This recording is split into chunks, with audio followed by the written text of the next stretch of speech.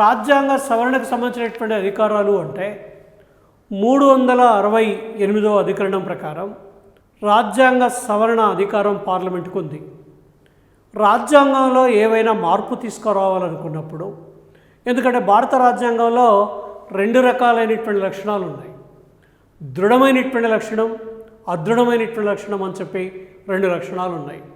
దృఢమైనటువంటి రాజ్యాంగ లక్షణం అన్నప్పుడు రాజ్యాంగ మౌలిక స్వరూపానికి సంబంధించినటువంటి అంశాలని మార్పు చేయాలంటే పార్లమెంటుతో పాటు దేశంలో ఉన్నటువంటి మొత్తం 29 రాష్ట్రాలలో మెజారిటీ రాష్ట్రాల యొక్క విధానసభలు ఆమోదించాలి.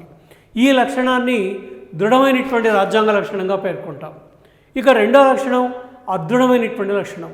రాజ్యాంగ మౌలిక స్వరూపానికి సంబంధం లేని విషయాలు ఏమన్నా ఉంటే వాటిని పార్లమెంటే మార్పు చేయొచ్చు. అంటే ఇప్పటి వరకు 100కు పైగా రాజ్యాంగ సవరణలు జరిగాయి. 100కు పైగా జరిగినటువంటి రాజ్యాంగ సవరణలన్నీ కూడా పార్లమెంట్ 2/3 మెజారిటీతోటి రాజ్యాంగ సవరణ చేసి వాటిని అమలు చేయొచ్చు. కాబట్టి రాజ్యాంగంలో ఎక్కడైనా ఏ విషయంలో అయినా మార్పు చేసేటువంటి అధికారం కేవలం పార్లమెంటుకు మాత్రమే కలిగి ఉంది అని చెప్పచ్చు.